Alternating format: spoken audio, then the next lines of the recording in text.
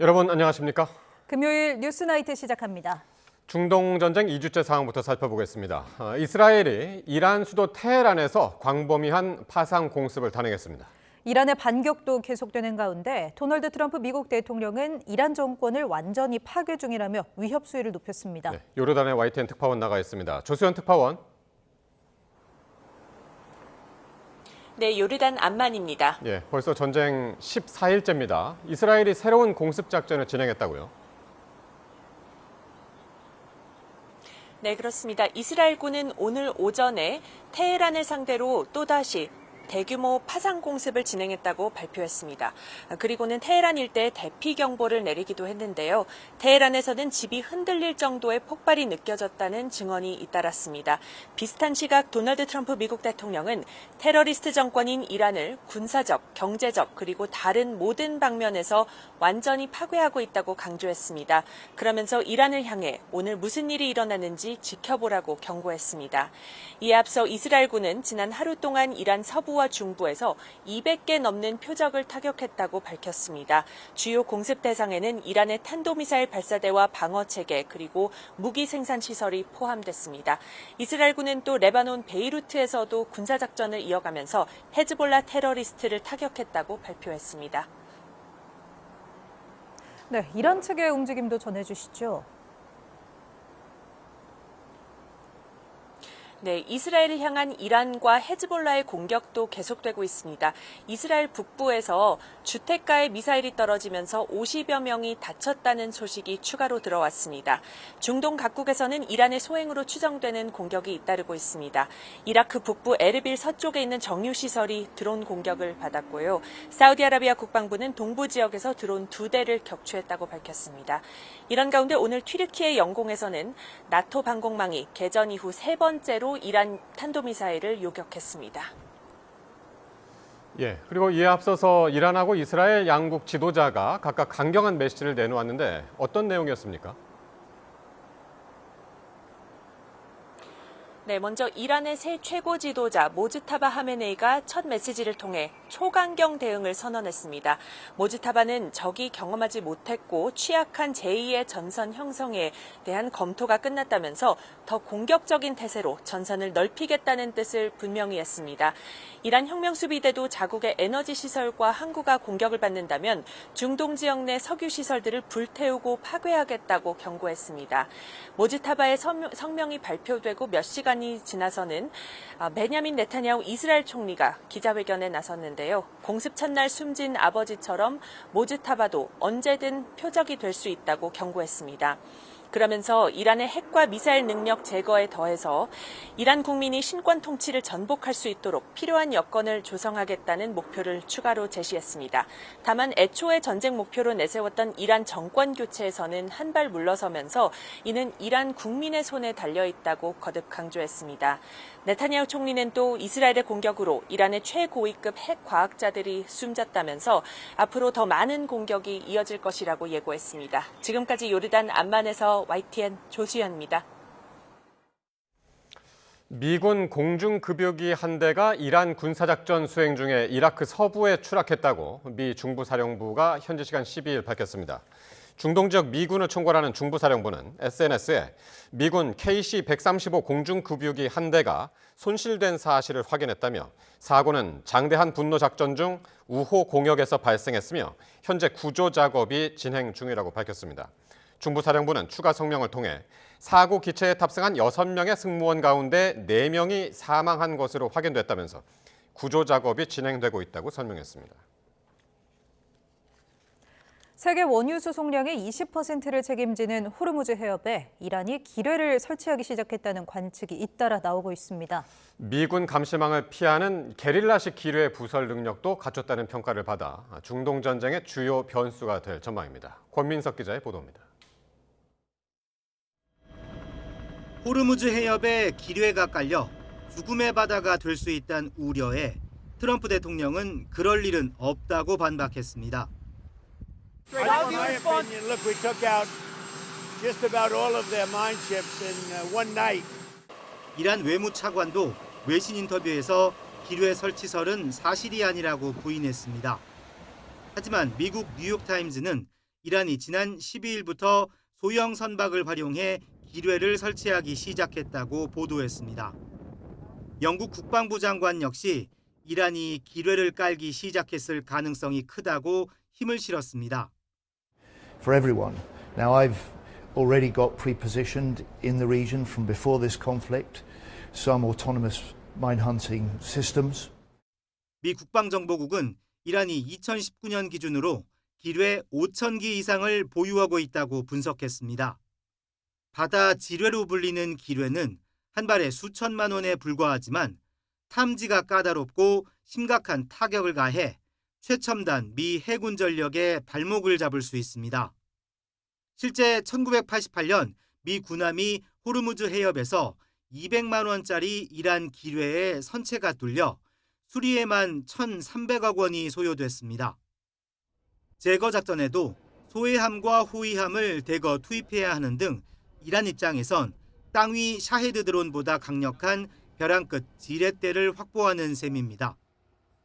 특히 월스트리트 저널은 이란이 어선과 구분이 어려운 작은 배와 잠수부를 투입해 게릴라식 기뢰 부설을 할 수 있다며 미군이 이를 식별하고 제거하는 건 불가능하다고 지적하기도 했습니다. 다만 이란이 호르무즈 해협을 통해 중국 원유는 보내주는 등 선택적 허용 전략을 취하고 있어 우군의 전면 피해로 커질 수 있는 무차별 기뢰 살포를 감행하진 않을 거란 전망도 나옵니다. YTN 권민석입니다. 도널드 트럼프 미 행정부가 대이란 공습이 호르무즈 해협 봉쇄로 이어져 글로벌 경제에 파장을 미칠 수 있다는 계산을 전혀 하지 않았다고 미 CNN 방송이 보도했습니다. CNN은 현지 시간 12일 복수의 소식통을 인용해 미 국방부와 국가안보회의 NSC가 대이란 작전을 계획하는 과정에서 이란의 호르무즈 해협 봉쇄 의지를 지나치게 과소평가한 것으로 확인됐다고 전했습니다. 소식통에 따르면 이란 작전 돌입 전 공식 회의에는 에너지부와 재무부 주요 당국자들도 참석하기는 했지만 해협 봉쇄가 실제로 이뤄질 경우 발생할 수 있는 경제적 파장에 대한 논의는 적절히 이뤄지지 못한 것으로 전해졌습니다. 이란의 새 최고 지도자로 선출된 모즈타바 하메네이가 호르무즈 해협 봉쇄를 포함한 초강경 대응을 선언하면서 국제 유가는 $100를 돌파했습니다. 유가 급등과 전쟁 장기화 우려에 뉴욕 증시도 일제히 하락하며 금융시장이 크게 흔들렸습니다. 워싱턴에서 신윤정 특파원이 보도합니다. 런던 RCA 선물거래소에서 국제 유가 기준인 5월 인도분 브렌트유가 9% 넘게 급등하며 배럴당 $100를 돌파했습니다. 지난 9일에도 장중 $100 선을 넘었지만 종가 기준으로 $100를 돌파한 건 3년 7개월 만입니다. 뉴욕 상품거래소에서 4월 인도분 서부 텍사스산 원유도 10% 가까이 상승했습니다. 국제에너지기구가 전날 사상 최대 규모의 전략 비축유 방출을 결정했지만 호르무즈 해협 긴장이 최고조에 달하며 에너지 공급망 마비 우려를 잠재우지 못한 겁니다. I'm not going to guess on short-term trading. That's based on psychology more than flows of oil. 유가 급등에 뉴욕 증시도 일제히 1.5% 이상 하락하며 크게 출렁였습니다. 시장에서는 유가 상승이 물가 상승 압력을 키우는 동시에 경기 둔화를 심화시킬 수 있다며 스태그플레이션 가능성을 우려하고 있습니다. 노벨 경제학상 수상자인 조지프 스티글리츠 컬럼비아대 교수는 관세에 이어 전쟁까지 겹치며 물가는 오르는 반면 성장세는 둔화하고 있다며 미국 경제가 험난한 시기를 맞을 수 있다고 경고했습니다. The markets are afraid that the war is going to last longer than anticipated. There's concerns about the potential of stagflation if the war goes on too long and oil prices remain elevated. 사태가 심상치 않은 차 트럼프 대통령은 제롬 파월 연준 의장을 향해 즉각 금리를 내려 경기 침체를 막으라고 다시 압박했습니다. 백악관은 에너지 제품의 원활한 수송을 위해 미 항구간 운송을 미국 선박으로 제한한 존스법을 한시 면제하는 방안을 검토하고 나섰습니다. 트럼프의 압박과 백악관의 고육 지책에도 2주를 맞는 이란 전쟁의 끝이 보이지 않으면서 세계 경제 충격은 당분간 계속될 전망입니다. 워싱턴에서 YTN 신윤정입니다.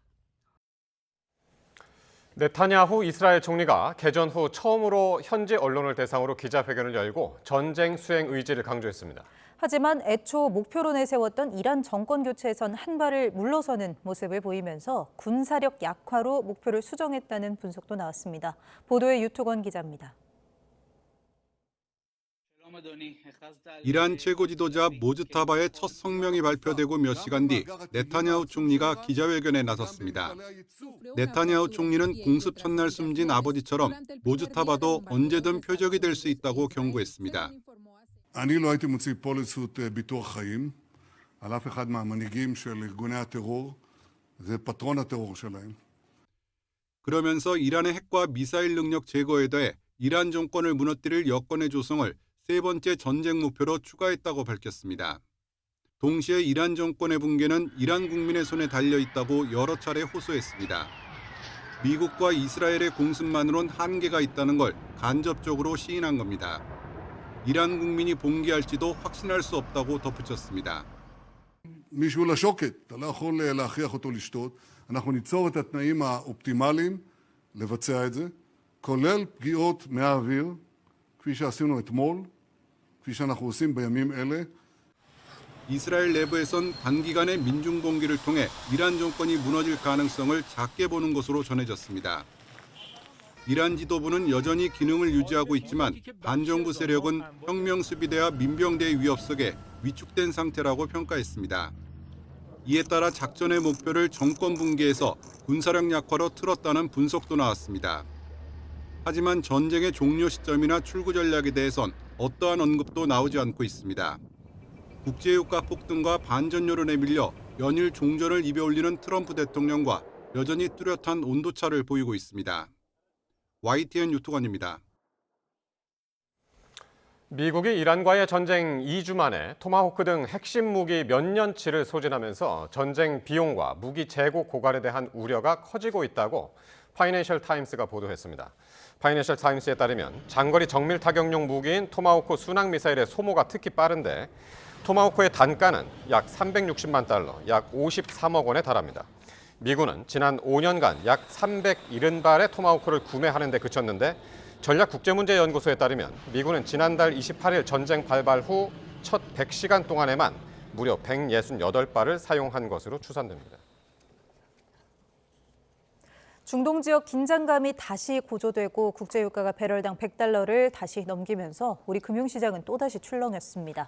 1,500원을 위협하면서 주간 거래를 마친 원달러 환율은 야간 거래에서 1,500원을 돌파하기도 했고 코스피는 5,500선 아래로 떨어졌습니다. 보도에 차유정 기자입니다. 이란의 새 최고 지도자가 호르무즈 해협 봉쇄 의지를 피력하면서 브렌트유가 다시 배럴당 100달러를 돌파했습니다. 충격은 국내 증시 개장 때 고스란히 반영돼 코스피는 문을 연 직후 3%대 낙폭을 보이며 한때 5,400선 아래로 떨어지기도 했습니다. 외국인과 기관이 동시에 매도에 나섰지만 개인의 적극적인 매수세에 힘입어 코스피는 오후 들어 5,470선에서 등락을 반복하다가 전날보다 1.7%가량 내린 5,487.24로 거래를 마감했습니다. 코스피가 연이틀 하락세를 면치는 못했지만 최근 국제유가가 100달러를 훌쩍 넘어섰을 때 코스피가 장중 8% 폭락해 서킷 브레이커까지 발동됐던 것과 비교하면 변동장이 계속되며 시장에 내성이 생겼다는 분석도 나옵니다. 이번 주가 이제 전쟁 2주차 이제 되는 시기인데 지난주에 비해서는 변동성은 줄어드는 모습이 뚜렷했고요. 마이너스 한 20% 가까이 떨어졌었는데 이번 주는 뭐 주간 하락률이 한 2% 정도 수준이기 때문에 삼성전자와 SK하이닉스 모두 2%대 하락했고 현대차도 0.77% 소폭 하락했습니다. 코스닥은 1%대 하락 출발했지만 상승 전환에 성공하며 0.4% 오른 1152.96에 마감했습니다. 최근 1,460원대까지 하락했었던 원달러 환율 역시 국제유가 급등에 1,490원대로 출발했습니다. 원달러 환율은 1,480원대 후반과 1,490원대 초반 사이를 오르내리다가 1,490원을 넘긴 상태에서 주간 거래를 마쳤습니다.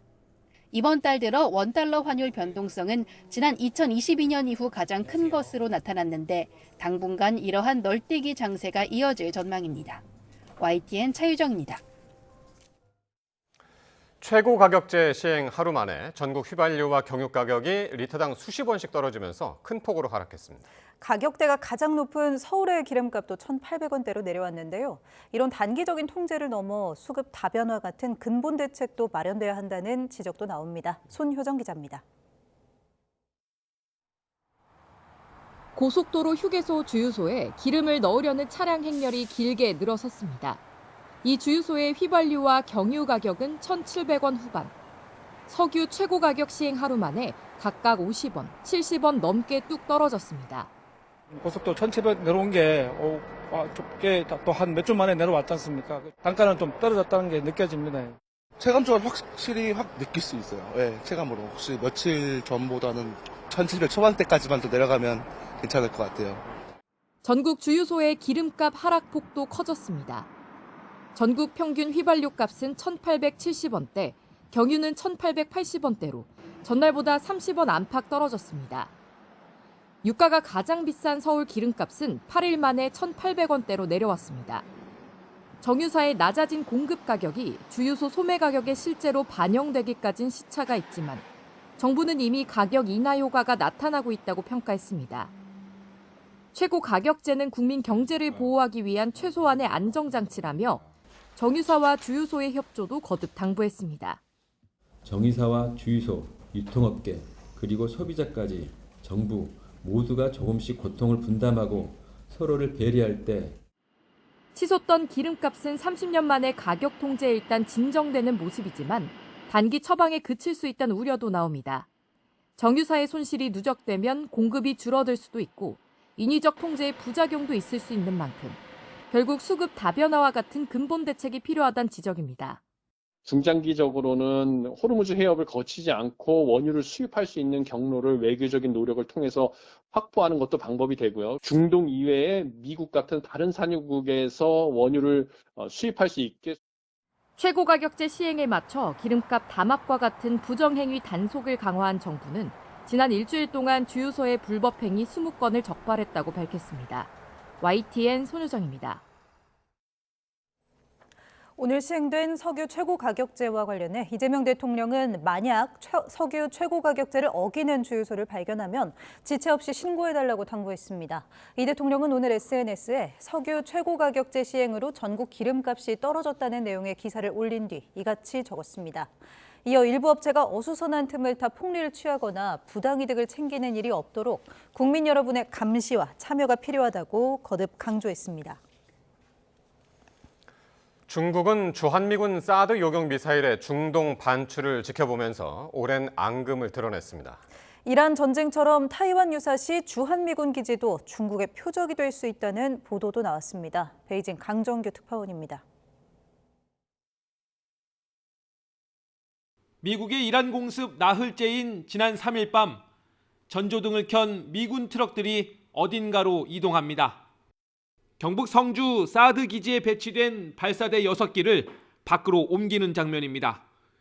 이재명 대통령도 국무회의에서 주한미군 요격 미사일의 중동 반출 사실을 인정했습니다. 일부 방공 무기를 반출하는 것에 대해서 우리는 반대 의견을 내고는 있지만 또 우리 의견대로도 전적으로 관철할 수 없는 것도 엄연한 현실입니다. 2017년 사드 배치 때 크게 반발했던 중국. 공식 논평에선 원론적 입장만 내놨습니다. 中方反对美国在韩国部署萨德反导系统的立场没有变化. 그러나 관영 매체를 통해서는 오랜 앙금을 되살리며 뒤끝을 보였습니다. 언젠가 철수할 수도 있는 사드 배치에 한국이 왜 그토록 많은 정치적 자원을 투자했느냐는 겁니다. 또 주한미군이 사드 레이더는 그대로 남겨뒀다며 중국을 감시하는 위협의 핵심이라고 지적했습니다. 홍콩 매체 SCMP는 한국이 북한은 물론 중국의 군사 위협에도 취약해질 수 있다고 짚었습니다. 중동 지역 미군 기지 11곳이 이란의 반격 표적이 된 것처럼 타이완 유사시 중국도 비슷한 공격에 나설 수 있다는 얘기입니다. 다만 미군이 타이완 문제에 직접 개입하지 않는다면 중국도 자제할 거란 단서를 달았습니다. 베이징에서 YTN 강정규입니다. 네, 계속해서 중동 전쟁 14일째 상황 전문가들과 함께 짚어보겠습니다. 백승훈 한국외대 중동연구소 전임연구원, 신종우 한국국방안보포럼 사무총장 함께하십니다. 어서 오십시오. 네, 안녕하십니까. 자, 오늘도 미국, 이스라엘 그리고 이란 양측의 무력 공방이 있었는데요. 거기다가 양측의 강도 높은 설전, 입씨름, 말폭탄 이런 것들이 더해지면서 긴장감이 고조되고 있습니다. 모즈타바가 사실 이제 어젯밤에 얘기를 한 거였죠. 그런데 그 파장이 오늘까지 계속 이루어지기 때문에 이 얘기부터 이제 해야 될 것 같은데, 적을 압박하기 위한 수단으로 호르무즈 봉쇄를 지렛대로 삼겠다라고 얘기했습니다. 그러면서 피해 보복 이런 단어도 썼는데 이건 어떻게 들으셨습니까? 강한 항전 의지를 표명한 그 성명이죠. 그러니까 근데 이게 어떻게 보면 전시 상황에서 좀 불리한 전황에 있는 국가의 최고 지도자는 어떻게 보면 아주 할 수 있는 표본의 발언이었다고 봅니다. 왜냐하면 이게 어떻게 조금 과한 이야기도 있고 좀 제가 나눠서 설명을 드리겠지만, 일단은 이렇게 강력한 항전 의지를 보여야지만 억지력이 생깁니다. 지금 계속 공격을 받는 곳에서 상황에서 나도 강하게 응징을 하겠다라고 해야지 어느 정도 억지력이 생기고, 그 억지력이 생겨야만 나중에 꼭 전쟁을 지금 공격을 막는 것도 있지만 향후에 협상할 때도 협상력이 올라가는 것이거든요. 그래서 이런 어떻게 보면 그 기본적인 그냥 아주 문법을 따랐다라고 보시면 될 것 같은데, 피해 보복 관련한 거는 이겁니다. 그냥 순교자들을 끝까지 기억하고 이거에 대한 그들에 대한 복수를 하는 것을 내가 더디하지 않겠다, 아니면 꼭 완수하겠다, 이런 식으로 얘기를 했는데, 저는 또 지난 어저께인가요? 아니면 오늘 아침인가, 제 기억이 잘 안 나는데 제가 무슨 말을 한번 했었냐면, 이거랑 좀 비교해서 보면 됩니다. 이란이 항상 공격을 이렇게 받았을 때 끝까지 보복을 하겠다, 공격을 하겠다라는 얘기를 하거든요. 근데 이거는 똑같이 프랑스나 아니면 미국도 똑같은 얘기를 합니다. 우리 국민이 죽었을 때 우리가 끝까지 쫓아가서 죽이겠다. 그래서 소말리아 해적이 가장 무서워하는 군이 프랑스군이라고 그러거든요. 왜냐하면 자기네들이 그들을 프랑스 국적 배나 아니면 인을 건들면 육로까지 쫓아와서 죽인다라고 하는 걸 아니까 더 공격을 안 하는 거죠. 그러니까 눈에는 눈, 이에는 이, 그런 작전인데 이렇게 보시면 될 것 같습니다. 당연히 국가 지도자라면 할 수 있는 발언인데, 우리가 걱정하는 건 이제 공격을 당한 입장이니까 끝까지 결사항전으로 이렇게 할 거 아닌가, 그걸 제일 걱정하시는 것 같은데, 저는 이란 관련해서 나올 때 항상 이 이야기를 했습니다. 그러니까 중국말에도 그 말이 있지 않습니까? 군자의 복수는 10년도 늦지 않다. 그래서 이란은 항상 자기네들이 보복을 받았을 때 공격을 합니다. 근데 공격을 할 때는 어떻게 했냐면, 자기가 적이라고 생각하는 상대방이 가장 아플 때, 가장 공격을 했을 때 효과적일 때 꼭 복수를 하거든요. 그래서 그 실례가 뭐냐면 2020년에 우리가 다 아는 꾸드스군, 그러니까 혁명수비대 특수전 사령관인 까셈 술레이마니가 이라크에서 미군의 공격에 의해서 사망을 했을 때 거기에서도 우리가 끝까지 보복을 하겠다라고 얘기를 했거든요. 근데 그 이후에 바이든 행정부에서 이란 핵 관련한 협상이 들어갔습니다. 근데 그때 바이든 행정부가 초기에 걸었던 조건이 까셈 술라이마니의 죽음에 대한 보복을 하지 않는다. 그게 우리나라든 아니면 우방국이든. 그래서 그게 얘기가 되면서 협상이 이어졌거든요. 그러니까 그 말은 미국도 이란이 절대 누구의 죽음에 대해서 자기네들이 이거 공격을 받았구나, 그럼 우리가 보복을 해야 된다고 하면 하는 걸 알기 때문에 초장에 그런 걸 하면 협상이 무너질 수 있으니 우리뿐만 아니라 우리 주변국도 하지 말아라 얘기를 한 거거든요. 그러면 이게 반증입니다. 그러니까 지금 여기서 피해 보복을 얘기가 나오고 했지만, 이 얘기를 보면 그 순교자들을 잊지 않겠다라고 하고 그들에 대한 복수를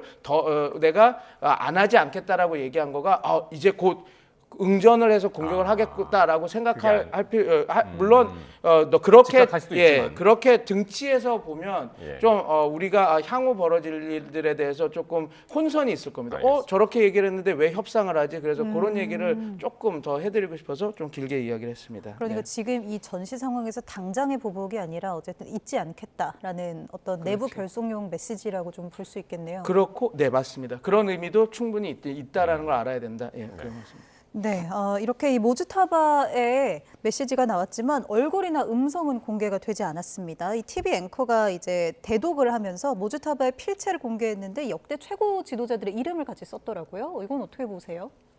일단은 필체를 공개한 거는 주변에서 뭐 미국도 그렇고 그 모스타파의 사망설을 이제 퍼뜨리니까 그거에 대해서 이제 만약에 그런 이제 이란 내부에 그런 소문이 퍼지면 좀 내부가 동요되지 않습니까? 그래서 필체를 공개하면서 난 아직 건재하고 살아있다 이런 걸 보여준 건데 우리가 좀 이란의 정치와 권력을 잘 모르고 얘기하시는 좀 분들이 있어요.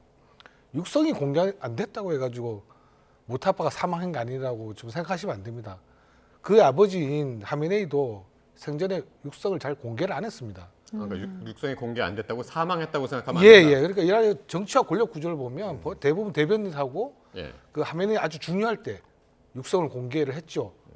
그리고 그 모스타파도 아마 거의 육성을 공개 안 했을 겁니다. 지금까지 거의 모스타파 육성이 안 나왔죠, 나온 적은 없을 거예요. 근데 이런 중요한 시기에 물론 육성이 나와야 되는 건 맞다고 생각합니다. 중요한 메시지를 던져야 되잖아요. 근데 일단은 부상은 당한 것 같고 다만 이제 육성까지도 공개 안 할 정도로 그 저기 목 기도 쪽에 좀 손상이 있어서 목소리 좀 깔끔하지 않기 때문이 아닌가. 그리고 초상화는 이제 합성된 건 나왔어요. 초상화. 합성된 것으로. 네, 거의 합성으로 밝혀졌는데 초상화는 이제 배포가 됐죠. 합성 좀 그 아버지하고 찍은 사진을 단독 사진으로 합성한 게 이제 공개되긴 했었는데 뭐 자리도 비슷하게 배치해서 근데 사진은 이제 공개되잖아요. 행사를 하니까. 결국 이런 걸 봤을 때는 육성이 공개 안 됐다고 해가지고 그 모스타파가 사망했다고 단정짓는 건 좀 어렵고요. 그러니까 사무총장 말씀은 예. 그 국가 최고 지도자 그리고 예. 이제 신성 정치를 하는 나라에서 최고 지도자의 육성을 함부로 공개하지 않는다. 네, 아껴둔다 이제 그 말씀이잖아요. 예, 그리고 항상 정제되고 결정적 때 말을 하죠. 최고 권력자들은. 어쨌든 그 육성도 안 나왔고 예. 얼굴도 안 나왔고 예. 그래서 이제 자꾸 이제 다른 설들이 나오는 건데. 그렇죠. 그러니까 트럼프 대통령 같은 경우는 예. 살아 있는데 살았지만 성취하는 상태일 것이다. 이제 그렇게 이야기를 했거든요. 그렇죠. 그 이란 내부를 동요하기 위한 어떤 심지어 이란이죠. 결국은. 그럼 뭐 보면은 지금 혁명 수비대 자체가 뭐 그런 잘 통제를 받고 있습니다. 왜냐하면 공격을 지금 그 호르무즈 해협 봉쇄뿐만 아니라 지금 유가 전쟁을 하고 있잖아요. 기름값을 뭐 끌어오는 전쟁을 하고 있는데 지난 9일부터 9일 날은 드론의 공격이 급감하다가 다시 이제 올라가기 시작했습니다. 오늘까지 이제 유전 시설을 공격하는 거예요. 그러면 이제 모스타파의 어떤 첫 성명에 보면 호르무즈 해협 봉쇄 그리고 고통을 겪게 하겠다는 말을 하고 있잖아요. 그러면 혁명 수비대가 지금 또 적절하게 지휘와 통제를 받고 있는 겁니다. 그러니까 그래서 그 집 목소리가 안 나왔다 해가지고 사진이 안 나왔다 해가지고 모스타파가 사망했다고 단정짓는 거는 좀 이란의 정치와 권력 구조를 잘 모르고 얘기하는 것 같습니다. 예. 네, 사망까지는 아니지만 그래도 CNN 보도에서는 뭐 왼쪽 눈에 멍이 들었다. 그리고 조금 전에 또 이제 미국 국방장관이죠. 헤그세스 장관이 얼굴에 외모의 외모가 좀 많이 훼손됐을 것이다. 뭐 이런 이야기까지 했습니다. 네, 어쨌든 병상에 누워 있는 상황이면 이 총구를 이제 혁명 수비대가 계속해서 좀 더 잡게 되는 거 아닌가요? 어떻게 보면 이렇게 생각하면 될 것 같습니다. 지금 어찌됐건 정신은 뚜렷하다고 이야기는 하고 있는데 지금 뭐 얼굴에 찰과상이나 아니면 멍이 있을 거라고 생각하고 있는 거죠. 근데 지금 어찌됐건 그 모스타바가 아파 누워 있으니까 혁명 수비대가 조금 더 그 그립감을 갖고 이걸 하지 않느냐 그런데 모스타바는 이렇게 생각하시면 돼요. 모스타바는 그 집권을 하기 전에 지금 이렇게 최고 지도자가 되기 전에 연락책으로 그 혁명 수비대, 그 다음에 그 세타드라고 하는 경제 조직, 그 다음에 그 성직자 그룹 안에서 하고 총리실, 총리실이 아니라 최고 지도자실과 연계를 하면서 연락관 역할을 하면서 거기 있는 모든 그 네트워크들을 잘 통제하고 그걸 다 아는 사람이거든요. 근데 물론 이런 얘기도 나오기는 합니다. 그래서 일부에서는 모스타바에 대해서 어떻게 평가하냐면 이게 그 방송 용어는 아닐 수 있는데 새님이다. 이 통제력을 가질 수 있는 사람이 아니다. 이런 이야기들을 종종 하는 사람들도 있습니다. 저도 그거를 보고 봤는데 현지에서요? 현지 이란 쪽 그래서 그 이란 쪽 그 인사가 미국 측 정보부에 알려서 그게 누설이 되는 그런 부분도 있는데 근데 저는 이렇게 생각합니다. 권력이라고 하는 것이 어떤 캐릭터, 인물의 캐릭터에서도 나올 수 있지만 아야톨라 호메이니가 그런 캐릭터였죠. 왜냐하면 강력한 리더십을 갖고 있으니까 카리스마적인 리더로. 근데 모스타바는 그런 좀 강력한 카리스마를 갖고 있지 않지만 저는 권력이라고 한 것은 정보에서 나온다고, 정보력에서 나온다고 생각하거든요. 근데 모스타바만큼 혁명수비대, 그다음에 세타드라고 하는 그 총리실의 그런 자금을, 총리실이 아니라 최고 지도자실의 자금을 운영하는 200조 정도 되는 그 실과 그다음에 성직자 그룹을 다 알고 연결했던 사람, 그리고 그 정보들을 아는 사람은 모스타바가 유일하거든요. 그래서 모스타바가 지금 앵커님이 질문하신 거는 모스타바가 이렇게 유고하니까 혁명수비대가 다 모든 것들을 이렇게 자꾸 흔들 수 있지 않느냐 이렇게 하는데, 모스타바 자체가 이미 제가 말씀드린 대로 이 이란의 그 권력 체제라고 하는 것은 혁명 수비대만 갖고 이렇게 운용되는 게 아니거든요. 성직자 그룹도 필요하고 그다음에 세타드라고 하는 그 자금줄이 있는 것도 필요하기 때문에 그냥 혁명 수비대 자체만 갖고 이렇게 움직일 수는 없고, 세타드가 우리가 보통 이란의 그 비밀 그 밑에 그 지하 자금으로 한 200조가 이렇게 움직인다 그러는데 세타드만 130조에서 140조를 운용하기 때문에 이란 혁명 수비대도 전쟁을 하려면 돈이 필요하고 그런 것들을 하려면 거기서 받아야 되는 것도 있어서 나름 제일 어떻게 보면 이 권력자 엘리트 그룹들, 그러니까 이란은 이런 아까 말씀드린 이 세 그룹들이 같이 해서 집단 지도자 엘리트 그룹을 움직이지 이렇게 따로 움직이는 게 아니거든요. 그래서 여기서의 균열을 놔야지 뭔가 이 안에서 구테타가 일어날 수 있는 구조인데, 왜 모즈타바를 선출을 했냐면 이 모즈타바가 이 세 그룹을 잘 통제하고 나름 이걸 할 수, 왜냐면 오랫동안 그 조직에서 그것들을 잘 알고 다뤄왔던 사람이 있기 때문에 그렇습니다. 그래서 저희가 볼 때 지금 질문하신 거는 모즈타바가 아프면 이 소위 말해서 이런 것들이 무너져서 그 혁명 수비대가 더 이렇게 될까 했는데, 그거보다는 모즈타바가 그런 것들을 다 할 수 있는 인물이기 때문에 지금 제가 왜 좀 조심해서 얘기 드리냐면 어느 정도 모즈타바가 아픈지를 잘 모르니까요. 만약에 그런 의식이 없거나 자기가 어떤 사고를 못하는 수준이라면 앵커님의 질문에 그 우려가 맞죠. 왜냐하면 근데 아프더라도 얼굴에 멍이 들고 다리가 골절됐더라도 말을 하고 자기가 생각을 하고 하는 정도라면 그렇게 우려하는 게 아니라 모즈타바가 다 이렇게 통솔을 해서 지금 이런 항전이 보여주고 있다라고 보시면 될 것 같고, 아까 전에 저희 소장님도 말씀해 주셨지만 나름 군사작전이 불협화음을 안 내고 잘하고 있거든요. 기억하시겠지만 페제스키안이 얘기가 대통령이 얘기했을 땐 약간 불협화음들이 있었거든요. 주변국들한테 미안해라고 얘기했다. 물론 그 다음에 SNS에서는 그 사과하는 거를 뺐지만 뭐 그런 언어가 있었고, 그 다음에 혁명 수비자가 공격을 했기 때문에 이게 비둘기파, 매파가 조금 이렇게 조금 서로 의견 분할이 있는 거 아닌가 그런 얘기들도 나왔었는데, 지금은 그런 모습들은 보이고 있지 않습니다. 항전하는 데 있어서. 그리고 페제스키안 대통령이나 그런 데서 거기도 나오지 않기 때문에 나름 그 통제력을 갖고 있는 거로 보는 게 또 적합한 분석일 것 같습니다. 어쨌든 모즈타바의 성명 형식으로 본인의 목소리는 아니지만 어쨌든 피해 보복을 이야기했고, 이런 상황에서 그럼 앞으로 과연 이란은 어떤 공격 스타일을 전개할 것인가? 인데 어떻게 보십니까? 일단은 아까 이제 호르무즈 해협을 말씀하셨어요. 네. 그 호르무즈 해협 또 다양한 전선, 제2전선을 펼치겠다고 했잖아요. 근데 제2전선의 어떤 개념이 지금 호르무즈 해협의 근처 국가가 아니라 좀 더 오만까지 넓히는 거를 이제 제2전선을 얘기하는지 그것도 연상할 수 있고, 두 번째는 뭐냐면 테러전. 그 테러라는 게 보면은 물론 이제 이란 혁명 수비대나 이런 걸 지시하는 게 아니라 지금 자생적인 테러 조직들 있지 않습니까? 오늘 이제 호메이 성명 보면 그 서방에 대응해서 대리로 협력해준 국가들에게 고맙다는 표현을 합니다. 성명이 나와요. 그러니까 그게 뭡니까? 대리전이라는 거. 그러니까 레바논 헤즈볼라가 되겠죠. 레바논 헤즈볼라. 그리고 오늘도 이라크에서 프랑스군이 한 명이 사망했죠. 사망했는데 그것도 보면 이란 친 세력이잖아요. 그 세력들이.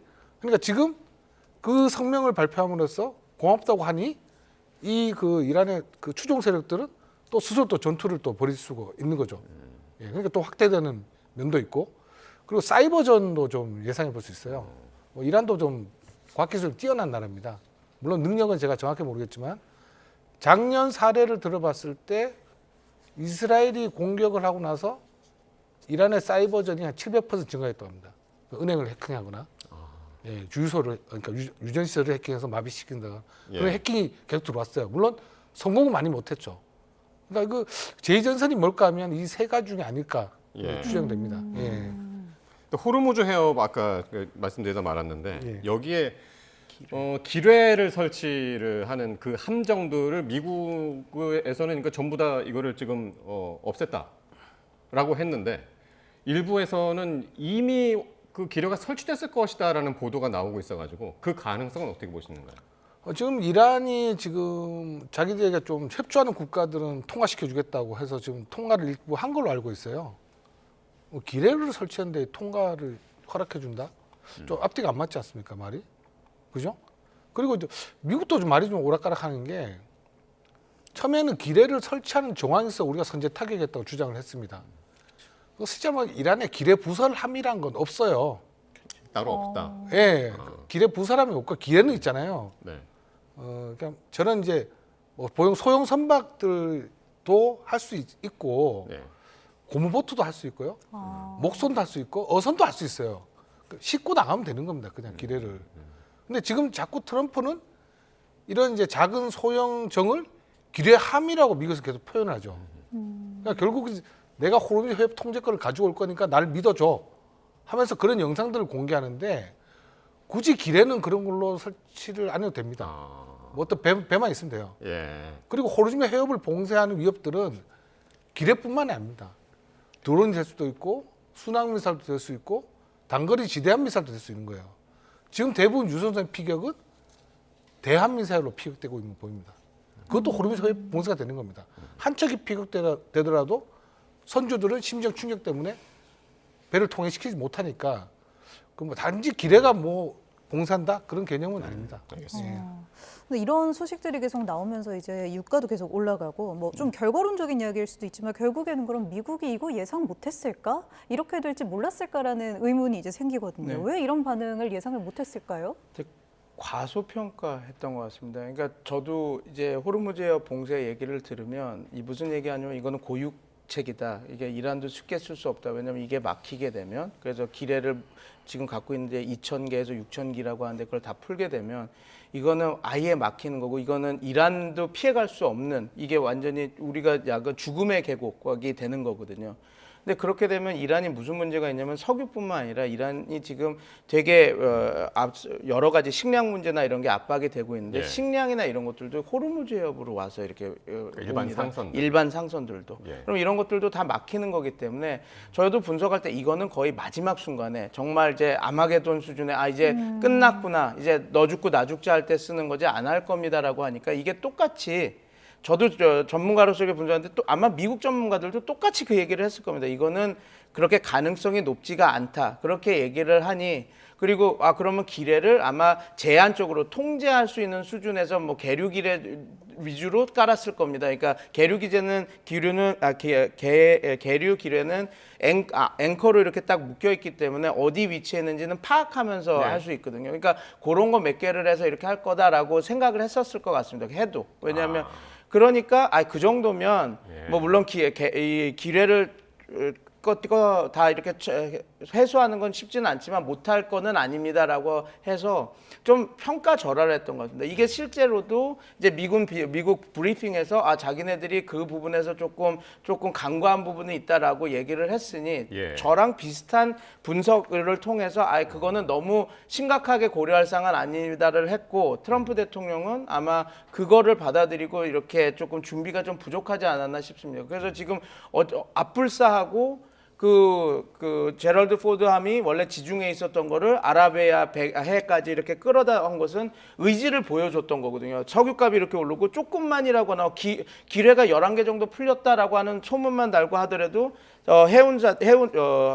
보험사는 항만 보험을 올리고 예. 모든 것들이 다 해서 거의 봉쇄와 비슷한 효과를 내는 걸 보고 앞불사하고 이게 석유값이 오르니까 그런 식으로 대처를 취했던 건데 예.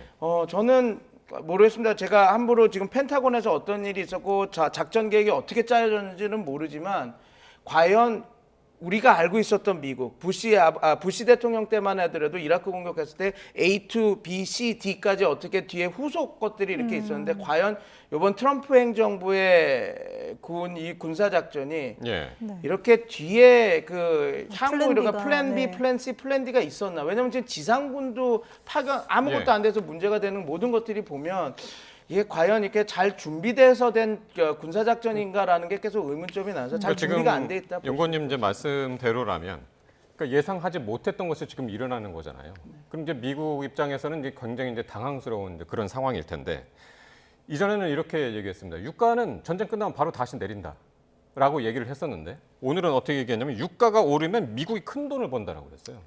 그러니까 이건 어떻게 보면은 유가 잡기는 포기한 것이 아니냐. 이렇게도 해석이 될 수 있어서 이건 어떤 작전으로 보시나요, 미국이? 이건 그 내부 메시지일 것 같습니다. 내부 메시지. 그러니까 미국민에 대한 메시지. 이게 자꾸 반전 언론도 커지고 그러니까 야 미국한테는 좋아 이렇게 얘기를 한 거지 그 발언이 이런 국제 시장이나 다른 동맹국까지 갈 거를 생각하고 얘기한 메시징이라고 저는 생각하지는 않습니다. 왜냐하면 처음에 지금은 약간 통제가 됐지만. 푸틴과 좋게 얘기했고 푸틴이랑 해서 중재를 해줄 거고 그래서 내가 뭐 석유 유가를 줄이기 위해서 그 러시아가 이제 그 석유 제재를 받고 있는데 그 비축률을 풀어서 팔 수 있게 해서 이렇게 하겠다라고 얘기했을 때 EU가 깜짝 놀랐거든요. 그러니까 그러니까 트럼프 대통령의 메시지는 저는 그러니까 우리가 이렇게 생각해야 될 것 같습니다. 기존의 최고 지도자들이 말하는 메시지과는 다르다. 왜냐하면 특히 미국과 같은 그 세계를 지도하는 국가라고 한다면 그 본인의 발언이 단순히 내부 정치, 내 국민들한테만 하는 게 아니라 전 세계 다른 동맹 국가들한테도 이야기를 하는 부분이 있는데 좀 그런 부분에 대한 그런 종합적인 판단을 하고 메시징을 하는지는 좀 의문이 많이 갑니다.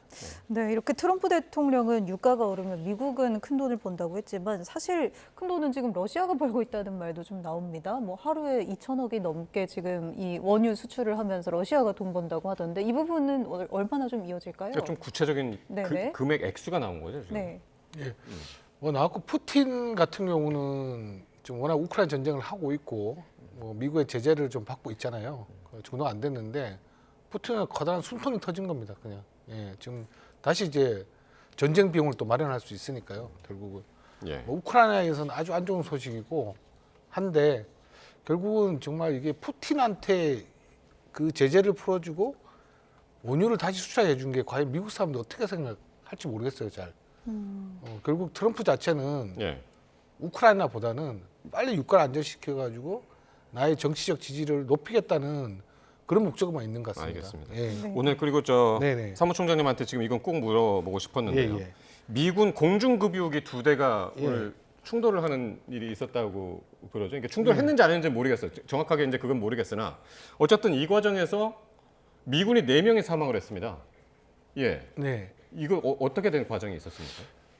제가 오전에 이 사진이 좀 일부 텔아비브 공항에 착륙한 이 중부사령부의 지금 이 KC-136 지금 화면에 나오는 이게 이제 KC-135 공중급유기죠. 지금 전투기를 지금 공중급유하는 모습인데요. 이 과정은 아니었습니다.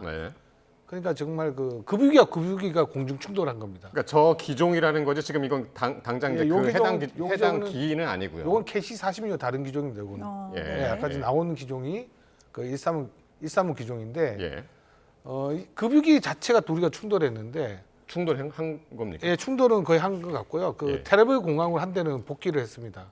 귀환을 했는데 위에 그 수직꼬리 날개 부분이 거의 파손이 돼 있었습니다. 그러니까 뭐냐면 쉽게 설명하면 먼지 있던 이유는 모르지만은 그 급유기 2대가 아주 가까이 접근했었고 밑에 급유기가 뭐 주날개를 하나 또 친 것 같아요. 날개 한쪽 이러면 그럼 비행기만 추락하죠. 수직꼬리 날개 하나가 파손되더라도 비행기 좀 날 수 있어 어느 정도. 그래서 충돌 사고입니다. 공중 충돌. 사고를 2대가 충돌해서 한 대는 그럼 추락을 했고, 한 대는 비상 착륙을 했는데 어쨌든 인명 사고는 없었고. 인명 사고는 없죠. 그러니까 뭐 꼬리 날개가 이제 위에 날개를 쳐버려서 그 꼬리 날개에 받친 비행기는 추락해 버린 거죠. 그리고 뭐 분주하게 이제 그 사막에서 이제 그 사람을 이제 수색하는 뭐 특수 그 수송기하고 레스큐 헬기들이 좀 날아다니는 것들도 영상도 일부 공개되고 했었는데 결국 좀 이런 것 같습니다. 이제 공습 작전 위주로 진행되고 있잖아요. 그럼 공중급이 또 많이 동원됩니다. 지금은 보면 그 100시간 만에 4,000개의 표적을 미국과 이스라엘이 타격을 하고 지금까지는 5,000개의 표적을 타격했다고 하지 않습니까? 상당히 많은 소티가 동원된 겁니다. 전투기 출격 횟수가 많은 만큼 공중급이기도 작전을 많이 해야 됩니다. 왜냐하면 지금은 내가 표적을 별 타격할 게 없어요. 그래서 그거다 전투기가 무장을 하고 돌아갔는데 내가 이 표적을 타고 갔는데 없어요. 사라졌어요. 그럼 기지로 복귀하지 않습니다. 무장한 상태로 다시 공중급에 급유를 하고 작전 대기를 하고 임무를 받고 그 시절 또 다른 표적을 또 타격을 합니다. 그럼 공중급에 어떤 인프레도가 많을 거예요. 그 조종사가 너무 이제 작전 피로도 심하니까 어이없는 사고가 발생한 건데 그만큼 미군의 피로도가 상당히 지금 높아진 상황이다 이렇게 보시는군요. 그렇죠. 이게 4,000개 표적과 지금 공시에 짧은 게 타격하니까 출격 횟수가 많으니까 다 조종사가 힘들잖아요. 미군도 피로도가 늘어났고 미군 피로도보다는 지금 미국은 또 사상자가 또 발생했기 때문에 또 전쟁에 또 반대 여론은 좀 올라갈 것 같습니다. 그러니까요. 지금 이제 이게 사고 단순한 적의 공격을 받지 않았다고 그랬고 미 중부사령부가 적의 공격도 아니었고 우리 아군의 오인 사격도 아니었고 어쨌든 인시던트가 일어났다고 그랬으니 지금 그거를 이제 충돌로 갖고 해석을 할 수 없는 상황인데 어쨌든 거기서 미군 4명이 죽었단 말이에요. 그러니까 지금 말씀하신 대로 이 국내 여론을 이게 움직일 가능성은 있지 않을까 싶어서요. 저는 충분히 좀 있다고 생각합니다. 왜냐하면 이게 저런 인시던트, 실수가 나온 거는 전쟁 피로도 때문에 그런 거거든요. 지금 이 군사작전이 공습 위주로만 되지 않습니까? 지상군이었고. 그러니까 지금 계속 모든 공격이 공중공격, 그다음에 그런 비행으로 이렇게 되니까 공중기도 계속해서 떠 있는 겁니다. 계속 공격을 하고 또 들어오고 그런 상황이니까 이게 계속 2주가 되니까 원래 군사작전은 종합적으로 제가 아주 전문가는 아니지만 이라크 전쟁에서도 보면 공습이 한번 지나가고 나면 그 다음에는 지상작전이 상당히 오랜 기간이 되고 또 다음 단계로 넘어면 또 공습이 들어가고 그래서 어떻게 보면 테이크턴, 그러니까 차례를 돌아가면서 하는데 지금은 공습 또 공습이지 않습니까? 거기다가 이 공습은 지금 트럼프 대통령도 말을 했듯이 이미 우리가 공격할 타겟을 다 때렸다. 그러니까 이걸 찾아서 때려야고 하는 그런 상황입니다. 그러니까 이게 피로도가 높아질 수밖에 없고 그렇기 때문에 이번 전쟁이 시작할 때 펜타곤에 있는 그 장성들이 그 얘기를 하지 않았습니까? 이거 4월밖에 유지 못한다. 그러니까 왜냐하면 이미 목표 타겟들은 다 있어서 했는데 뭘 더 어떻게 하고 할 것이냐. 그리고 지상군 파견 안 하고 이 정도 될 거면 이것도 아니고 미사일 요격 미사일 수도 주변 국가도 생각해야 되는데 그러니까 모든 종합적인 판단에서 이렇게 이야기를 올렸던 건데 트럼프 대통령은 야 결정은 내가 한다 하니까 또 미군은 워낙 상명하복이 잘 된 나라니까 다 얘기 드릴 건 다 알지만 대통령이 그만하니까 이제 딱 멈춰서 됐는데 거기에 이미 모든 것이 다 들어있다고 저는 생각합니다. 이게 아까 말씀드린 대로 왜 호르무즈 해협에 이거 준비가 안 됐냐 저는 플랜 A, B, C, D가 다 있었는지 저는 그거부터 예상합니다. 제가 처음 왔을 때 지상군을 안 보내는데 정권 교체를 한다고 메시징이 안 되는 것 같은데 그리고 지금도 미사일이 다 있다고 요격 미사일이 저렇게 사드나 그 페이트리어트 미사일이 1년에 100발, 500발밖에 600발밖에 생산이 안 되는데 저걸 계속 저렇게 될 수 있다고 그런 것들이 다 종합적인데 저도 보니까 도대체 이게 어떻게 하려냐 그래서 이거 전쟁을 길게 안 하고 제가 그때 그냥 합리적인 판단은 전쟁을 오래 안 하고 이렇게 때리고 작년 6월 12일 전쟁처럼 자기가 원하는 소기 성과를 이루고 나가지 않을까 이렇게 딱 했는데 지금 이렇게 흐르면서 지금 피로도가 다 보여주는 거죠. 저 소송기가 추락한 이유도 결국은 이렇게 봅니다. 만약에 미사일도 아니고 공격도 아니었다면 계속되는 그런 공중 작전을 해서 피로도가 올라갈 수밖에 없겠죠. 그 공중을 계속 하려면 계속 떠 있으면서 저도 아주 전문가는 아니지만 공중급유를 하기 위해서 비행기랑 도킹하는 게 상당히 스트레스가 엄청 받는 거라고 들었습니다. 그래서 그걸 계속 해야 된다고 한다면 그리고 지금 계속 폭격을 해야 되는데 그걸 찾아야 되지 않습니까? 그러면 비행기가 그냥 있는 게 아니라 다음 목표물이 뭔지 공중에 계속 다니면서 지시를 받고 때려야 되는데 그러면 그거 하다가 석유가 기름이 떨어지면 다시 급유해야 되고 그런 것들이 계속 되면 당연히 피로도가 올라가고 그렇기 때문에 저렇게 어떻게 보면 미국 파일럿들은 정말 최고수라고 하는데 저런 실수가 나와서 인명피해도 나는 걸 보면 알겠습니다. 지금 모든 것들이 조금 전쟁에 잘 준비가 됐을까라고 하는 의문점이 계속 보여지는 사건들이 보여주고 있는 것 같습니다. 미군의 인명피해가 더 늘 수 있는 게 지금 이 그 추락한 공중 급유기에 6명이 타고 있다고 그러죠. 6명이 타고 있는데 그중에 이제 4명이 사망한 것이 확인됐고 2명에 대해서는 지금 구조 작전을 펼치고 있기 때문에 더 늘어날 수도 있는 실종이 됐겠네요. 예, 그런 상황입니다. 네. 이번 전쟁의 진짜 피해자들이 이제 걸프 왕정들이 아닌가 뭐 이런 이야기도 좀 이어지고 있는 상황인데요. 네. 특히 뭐 사우디나 쿠웨이트, 아랍에미리트 등 피해가 좀 큰 상황입니다. 미국이 이제 이런 나라들이 걸프 국가들의 안보 우산으로서의 역할을 좀 해왔었는데 이렇게 되면 이 걸프 국가들 입장에서 앞으로 이 전후에 미국에 대한 어떤 신뢰도가 좀 하락할 수도 있지 않을까 싶은데요. 어떻게 보세요? 당연한 말씀하셨습니다. 하셨는데 지금 이 두바이가 좀 UAE 두바이 좀 많이 공격을 당했죠. 그러니까 어차피 이번 지금까지 이란이 드론과 탄도미사일 공격한 횟수로 3,000여 회 정도 되는데요. 그중에 절반 이상이 UAE만 공격을 했습니다. 공격 아주 집중 공격했죠. 그리고 지금 두바이는 거의 유령 도시가 돼 있는 상태라고. 두바이는 뭐 거의 그 억만장자의 놀이터라고 할 정도로 금융도 많이 이제 발달을 했고 관광지로서도 이제 역할을 많이 했었는데. 근데 지금 좀 거의 이제 관광지로 유령 도시가 돼버렸죠. 복구하려면 좀 오래 걸릴 겁니다. 오래 걸릴 것이고 지금은 유전 시설뿐만 두바이의 어떤 금융, 두바이는 금융이 좀 중심인 도시가 아니겠습니까? 이제 은행도 이렇게 공격을 당하고 있다고 합니다. 민간 시설까지. 결국 그런 와중에서 그 미국만 믿고 했는 이제 두바이인데 결국 이렇게 이 두바이의 경제도 언제까지 회복할 건가? 그 빨리 회복 못하면 두바이도 미국한테 등을 돌릴 수도 있습니다. 지금 못 믿을 수 있어요. 결국은 뭐냐면 이번 전쟁을 계기로 걸프 국가들은 미국 의존도를 많이 고칠 것 같아요. 유럽이나 다른 쪽으로 좀 더 외교력을 좀 넓히려 노력하지 않을까 생각됩니다.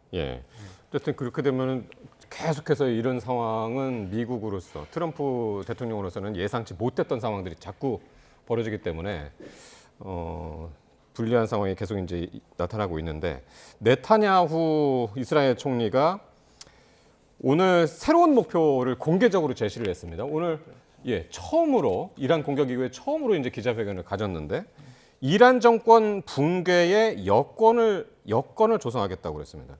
그러니까 직접 정권을 교체하겠다. 계속해서 정권 교체하겠다 할 때까지 싸우겠다고 했는데 그 목표를 좀 수정을 했어요. 좀 물러난 것 같습니다. 불가능하다라는 걸 아는 거죠. 그러니까 이게 이미 그 지상군 파견을 하지 못한다고 하면 이제 공중 공습으로, 그러니까 역사상 공중 공습으로 무너진 정권이 단 한 차례도 없습니다. 물론 이제 그래서 리비아 모델이라는 게 하나 있긴 한데 그것도 가다피가 무너질 때 그 미군이 공중 공습으로만 무너뜨렸는데 그건 그때 당시 일어난 봉기군들이 근데 리비아의 그 시민 봉기는 아랍의 여파로 일어난 건 맞지만 시민 봉기라고 할 수는 없고 이건 부족 갈등이었거든요. 그러니까 그 부족들끼리 붙는 싸움에서 봉기한 그 부족군들이 나름 그러니까 지상군 역할을 하고 미국은 그 공준전으로 해서 그 가다피 그 군을 다 이렇게 형용화 시키면서 나중에는 정권 교체가 된 거거든요. 근데 지금 이란 내부에서는 그런 지상군 역할을 하는 세력들이 하나도 없거든요. 그러니까 네타냐후 총리도 아는 겁니다. 그러니까 자기네들의 목표는 어떻게 보면 이 그 신정 민주주의 체제 그 집권 세력이 나중에 이 전쟁이 끝나더라도 전후 복구를 하고 체제 안정화를 위해서 이런 것들을 할 때 그때 자기네들의 그 복구를 위해서 필요한 그 생산 시설들이나 이런 것들을 다 공격을 해서 어쩔 수 없이 무너질 수밖에 없게 만들겠다. 그러니까 결국은 더 치밀한 그리고 이렇게 치밀한 그 공중 공습으로 산업 기반 시설 같은 데도 다 부시겠다. 그 정도의 작전을 하겠다라는 그런 뭐라 그럴까요? 성명 발표 아닐까 그렇게 생각이 듭니다. 어쨌든 이렇게 되면서 민중봉기 가능성은 계속해서 좀 낮아지는 상황일 거고요. 이란도 어느 정도는 군사적인 한계에 좀 맞물렸을 텐데 이란의 무기 재고가 바닥나게 된다면 이제 이란에게 남은 카드는 뭘까요? 호르무즈 해협 쥐고 있는 거 이거밖에 없는 건가요? 지금 이란에 제가 그 잔존 무기 수량이 미국의 생각보다 좀 많이 있는 것 같습니다. 그래서 지금 이란 무기가 지금 당장 떨어질 하는 충분히 그런 예상도 해볼 수 있죠. 지금 2주째 작전을 하고 있으니까 미국도 무기가 재고가 떨어지는 마당에 이란도 무기장 나올 수는 없죠. 하지만 좀 이건 생각해봐야 돼요. 그 11일 날 공격한 드론이 한 39기 정도 됩니다. 39 그렇게 수량 많잖아요. 그 전에 200기 지금 쐈으니까 근데 이 39개, 40개도 안 되는 이 드론들이 오만의 정유시를 공격해서 불바다를 만들고 있죠. 그만큼 위력이 좀 되고 있는 겁니다. 그리고 지금 아직 그 호르무즈 해협 봉쇄 같은 경우는 아주 사용 안 한 무기도 있습니다. 샤헤드 드론만 우리가 얘기하는데 예. 샤헤드 드론만 더 작고 이런 고적인 데 싣고 그 선발 공격하는 드론도 있습니다. 그런 드론도 나오지도 않았어요 아직. 그래 보면 아직 그 뭐 이란도 좀 6개월간 우리가 버틸 수 있다라고 얘기할 수 있잖아요. 아직 많은 무기가 있기 때문에 예. 이란도 어느 정도 지금 호르무즈 해협을 봉쇄할 수 있는 무기 체계들은 기뢰 말고도 아직 상당량을 가지고 있다고 생각됩니다. 네, 알겠습니다. 오늘 꼭 이란 전쟁 2주째를 맞아서 다시 점검을 해봤는데 계속해서 뭐 더 개선되는 점은 지금 없이 계속 이어지고 있는 것 같습니다. 네, 오늘 두 분 말씀 여기까지 듣겠습니다. 백세군 한국외대 중동연구소 전임연구원 그리고 신종우 한국국방안보포럼 사무총장 함께했습니다. 두 분 고맙습니다. 감사합니다.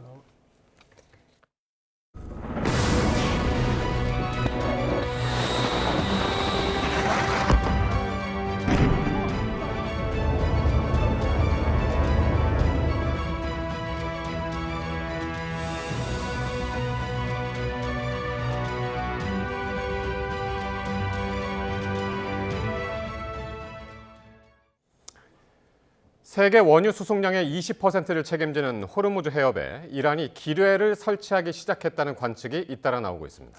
미군 감시망을 피하는 게릴라식 기뢰 부설 능력도 갖췄다는 평가를 받아 중동 전쟁의 주요 변수가 될 전망입니다. 권민석 기자의 보도입니다.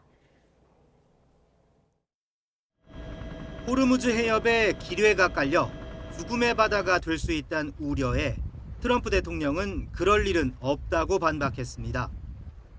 In my opinion, look, we took out just about all of their mine ships in one night. 이란 외무차관도 외신 인터뷰에서 기뢰 설치설은 사실이 아니라고 부인했습니다. 하지만 미국 뉴욕타임즈는 이란이 지난 12일부터 소형 선박을 활용해 기뢰를 설치하기 시작했다고 보도했습니다. 영국 국방부 장관 역시 이란이 기뢰를 깔기 시작했을 가능성이 크다고 힘을 실었습니다. For everyone. Now I've already got pre-positioned in the region from before this conflict, some autonomous mine hunting systems. 미 국방정보국은 이란이 2019년 기준으로 기뢰 5,000기 이상을 보유하고 있다고 분석했습니다.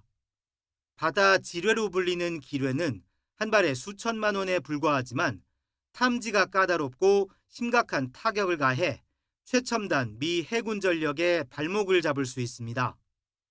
실제 1988년 미 군함이 호르무즈 해협에서 200만 원짜리 이란 기뢰에 선체가 뚫려 수리에만 1,300억 원이 소요됐습니다. 제거 작전에도 소해함과 호위함을 대거 투입해야 하는 등 이란 입장에선 땅 위 샤헤드 드론보다 강력한 벼랑 끝 지렛대를 확보하는 셈입니다. 특히 월스트리트 저널은 이란이 어선과 구분이 어려운 작은 배와 잠수부를 투입해 게릴라식 기뢰 부설을 할 수 있다며 미군이 이를 식별하고 제거하는 건 불가능하다고 지적하기도 했습니다. 다만 이란이 호르무즈 해협을 통해 중국 원유는 보내주는 등 선택적 허용 전략을 취하고 있어 우군의 전면 피해로 커질 수 있는 무차별 기뢰 살포를 감행하진 않을 거란 전망도 나옵니다. YTN 권민석입니다. 전쟁으로 유가가 폭등한 가운데 이란이 공습 중단 등 까다로운 전제 조건들이 먼저 충족돼야만 휴전 협상에 나설 용의가 있음을 주변 아랍 국가들에 밝혔다고 월스트리트 저널이 현지 시간 12일 전했습니다.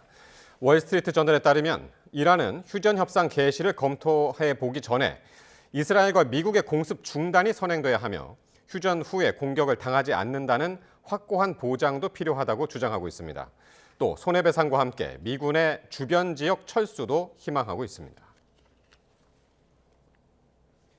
도널드 트럼프 미국 대통령은 테러리스트 정권인 이란을 군사적, 경제적, 그리고 모든 방면에서 완전히 파괴하고 있다고 주장했습니다.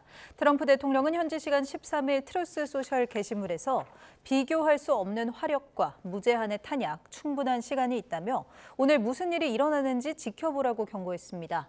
또 이란의 해군은 사라졌고 공군도 없으며 미사일과 드론을 비롯한 모든 것이 괴멸당하고 있다면서 그들의 지도자들도 지상에서 쓸려나갔다고 언급했습니다.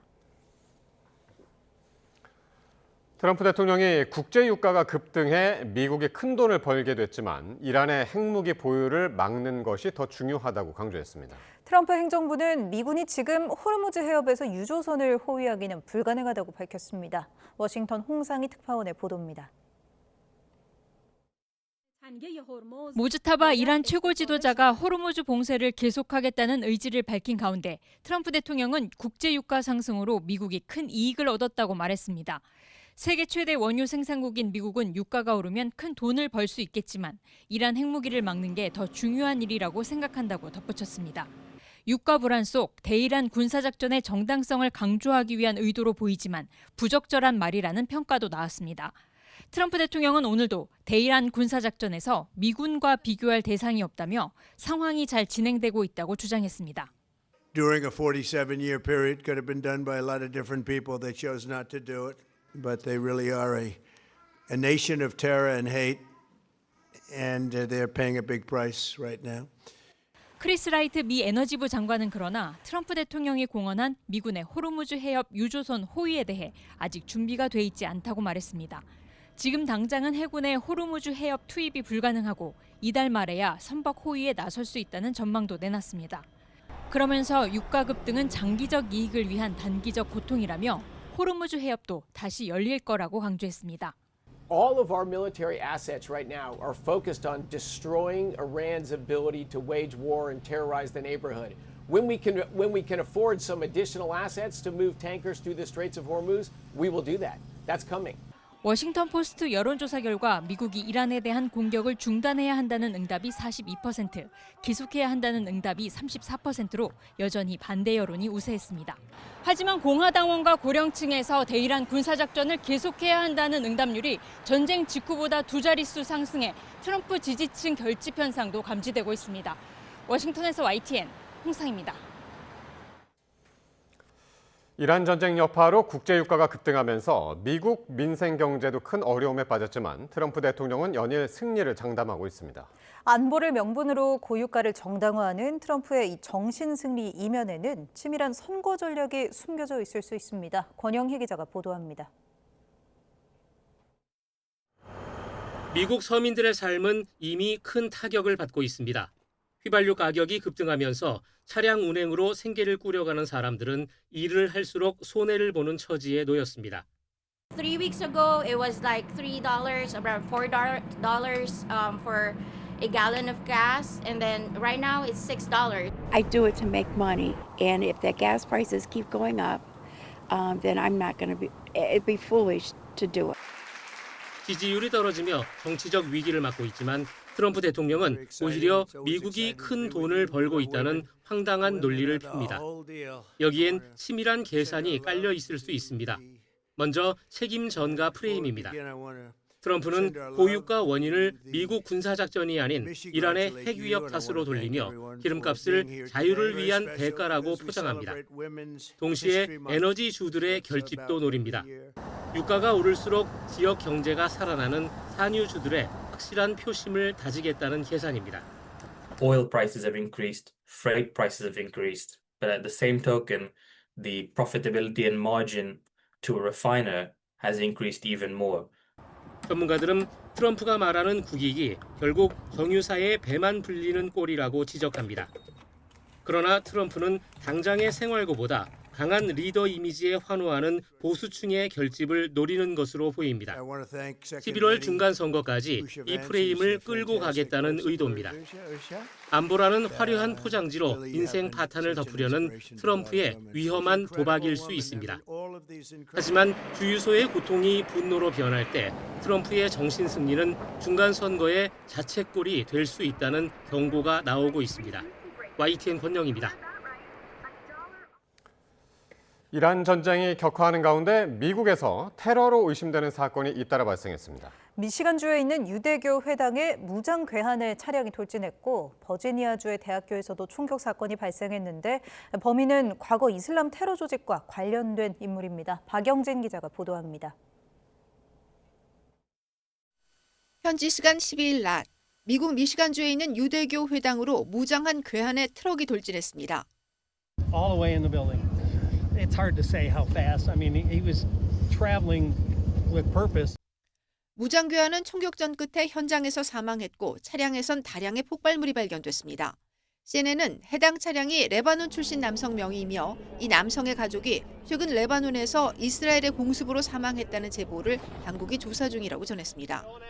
미 연방수사국 FBI는 이번 사건을 유대인 공동체를 겨냥한 표적 폭력 행위로 보고 조사 중입니다. 소식을 접한 트럼프 대통령은 끔찍한 일이라고 비난했습니다. We're gonna be right down to the bottom of it. It's absolutely incredible that things like this happen. 같은 날 오전 버지니아주에 있는 대학에서도 총격 사건이 발생해 총격범을 포함해 2명이 사망했습니다. 숨진 총격범은 과거 이슬람 테러 조직 관련 혐의로 복역한 적이 있는 인물로 FBI는 테러로 보고 수사 중입니다. He shouted, stated Allah Akbar, and he was formerly a subject of a FBI investigation in material supporting terrorism.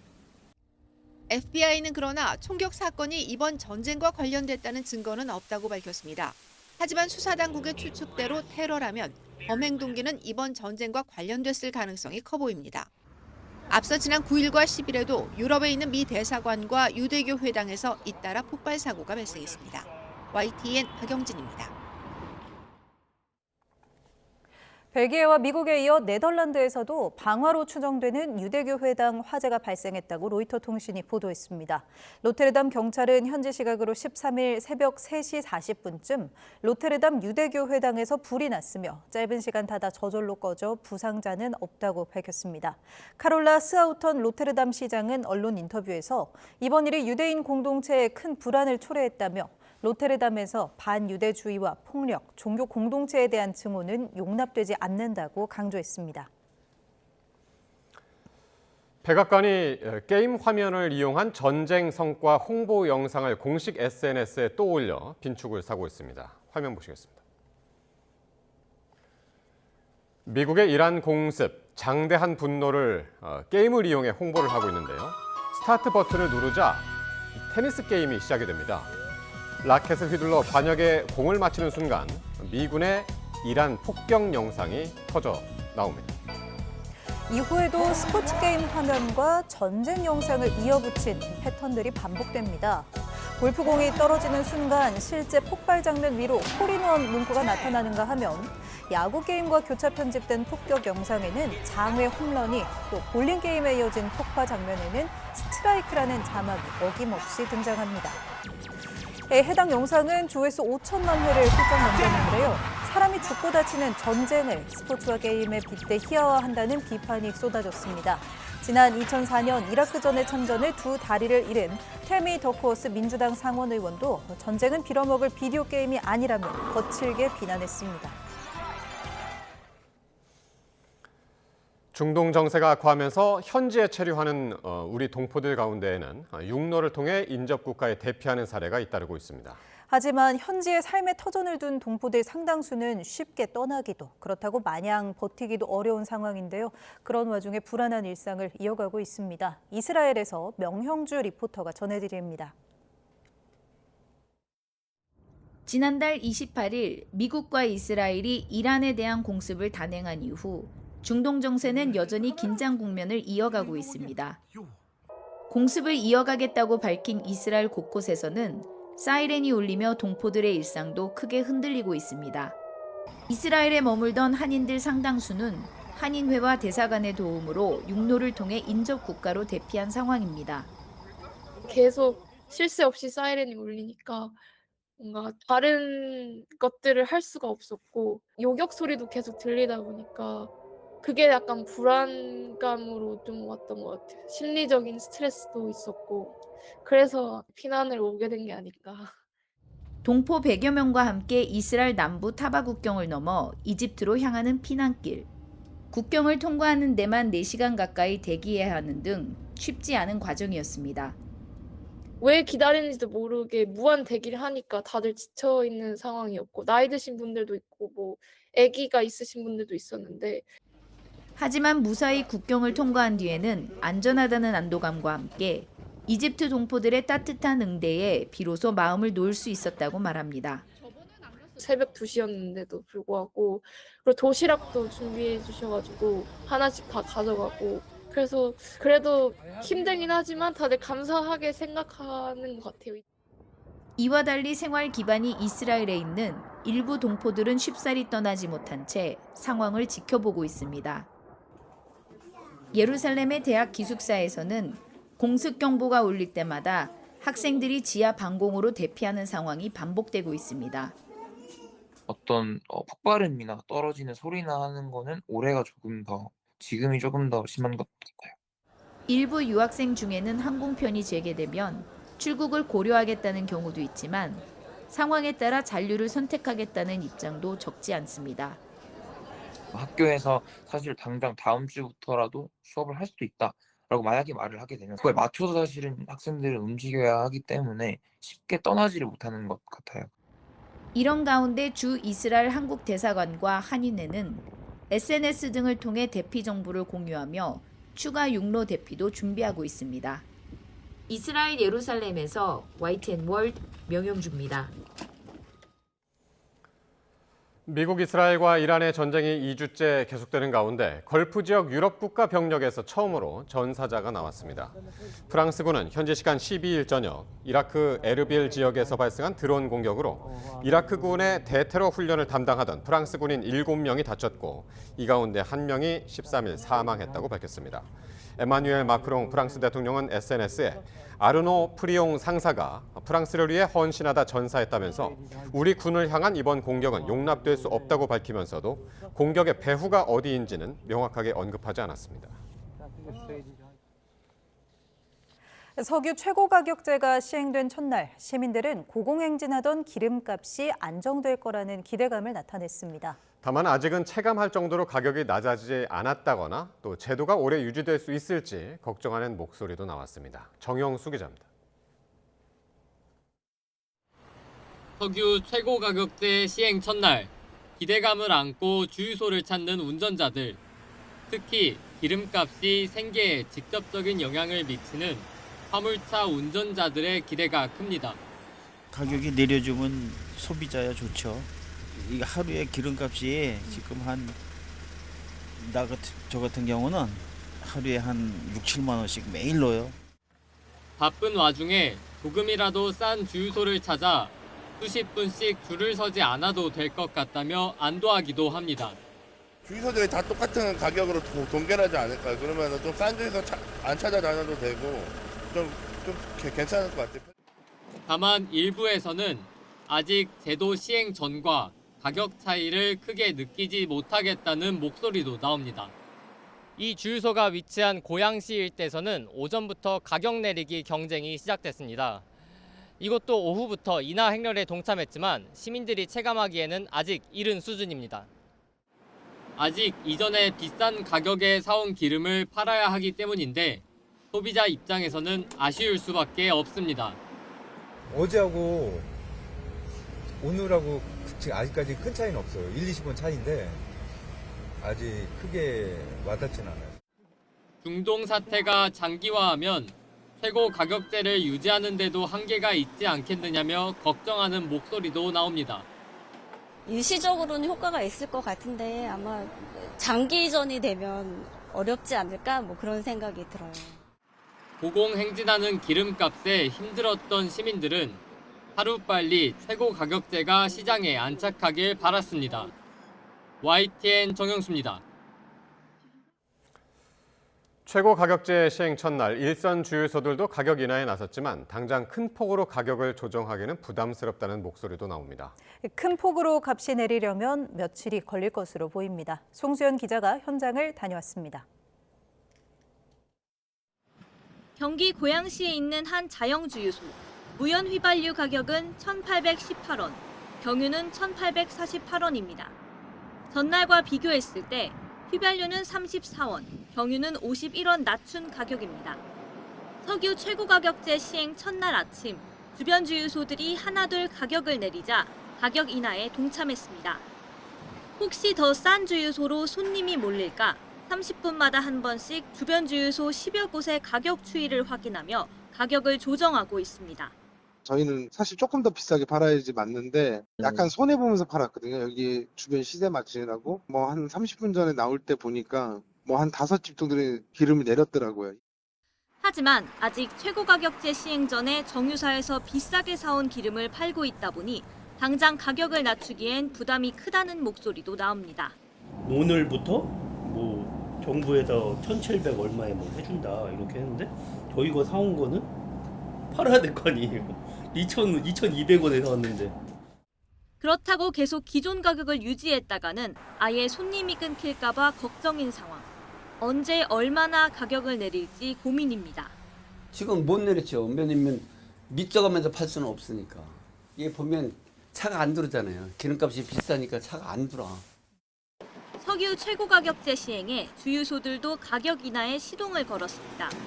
다만 주유소들의 상황을 고려할 때 큰 폭으로 기름값이 조정되기까지는 며칠이 더 걸릴 것으로 보입니다. YTN 송수연입니다. 국제 유가가 100달러를 돌파하면서 코스피가 1.7% 내린 5,487로 장을 마쳤습니다. 외국인과 기관이 동반 순매도했지만 개인이 저점 매수에 나서면서 2조 4천억 원 이상을 순매수했습니다. 중동 전세 악화로 북해산 브렌트유 가격이 100달러대로 껑충 뛰면서 원달러 환율은 이틀 연속 1,490원대에 진입했습니다. 원달러 환율은 이후 야간 거래에서 7거래일 만에 1,500원을 다시 넘어서기도 했습니다. 중동산 원유 공급이 막히면서 국내 석유화학업계도 위기가 커지고 있습니다. 원유를 가공해서 만드는 에틸렌 생산에도 차질을 빚고 있는데요. 석유화학 업체들은 불가항력을 선언하거나 공장 가동률을 낮추고 있습니다. 보도에 오선열 기자입니다. 전남 여수 산업단지의 국내 최대 에틸렌 생산업체 여천 NCC입니다. 연간 에틸렌 생산량만 228만 톤. 에틸렌은 원유를 증류해 만든 나프타를 원료로 사용합니다. 하지만 호르무즈 해협이 봉쇄되면서 나프타 공급이 뚝 끊겼습니다. 플라스틱과 섬유 등 화학 제품 생산에 사용하는 에틸렌 생산이 줄면서 여천 NCC는 고객사의 공급 불가 항력을 선언했습니다. 원료 비축량은 3주 정도로 에틸렌 생산량도 줄였습니다. 1, 2 공장에서 80% 정도 잡고 있다가 최근에 들어와서 지금 65%까지 다운시켜 놓은 상태입니다. 최고 미니멈으로 지금 운전되고 있다고 보시면 될 것 같습니다. 국내에 사용되는 나프타 절반은 수입하는 만큼 다른 석유화학 기업들도 상황은 비슷합니다. LG화학과 하나솔루션 등 에틸렌 제조 기업들은 불가항력 발생 가능성을 고객사에 알리고 공장 가동률을 크게 낮췄습니다. 기업들이 최대한 가동을 낮추면서 지금 버티고 있다고 보시면 될 것 같아요.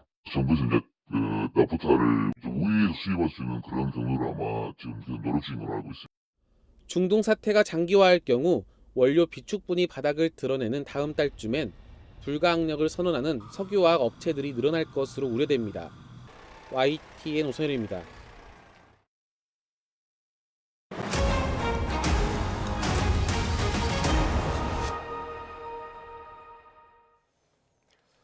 이른바 이재명 대통령 공소 취소 거래설을 둘러싸고 정치권 후폭풍이 거셉니다.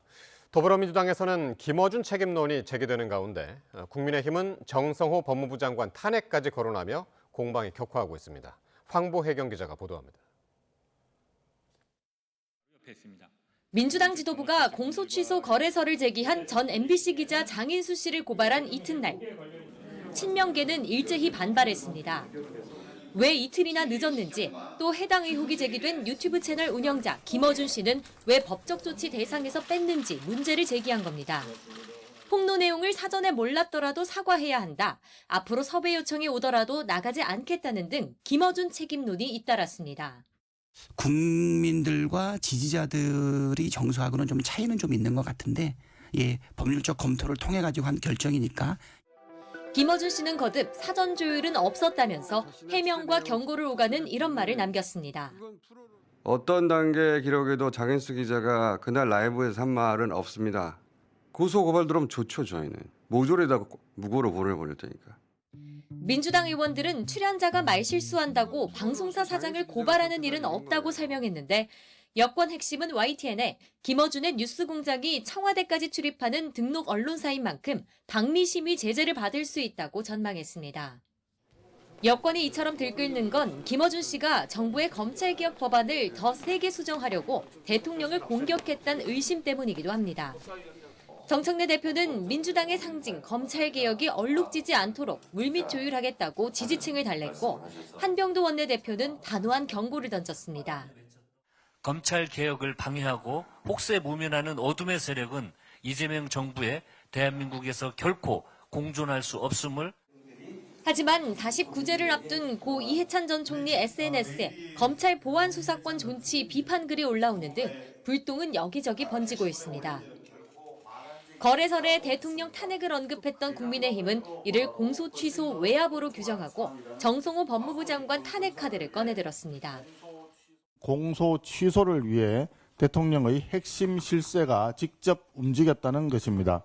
정성호 법무부 장관에 대한 탄핵 소추안이 필요한 사유입니다.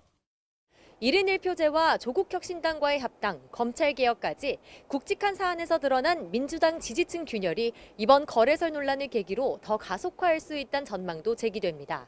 YTN 황보혜경입니다.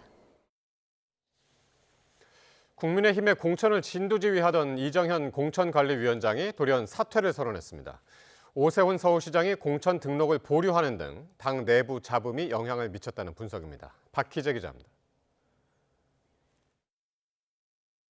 현직 도지사들 가운데는 당 지지율보다 경쟁력이 낮은데도 아무 고민 없이 다시 나오려고 합니다. 당이 위기라며 야상 차림으로 판가리, 백의종군을 외쳤던 이정현 공천관리위원장이 전격 사퇴 의사를 밝혔습니다. 지난달 12일에 임명된 이후 꼭 29일 만입니다.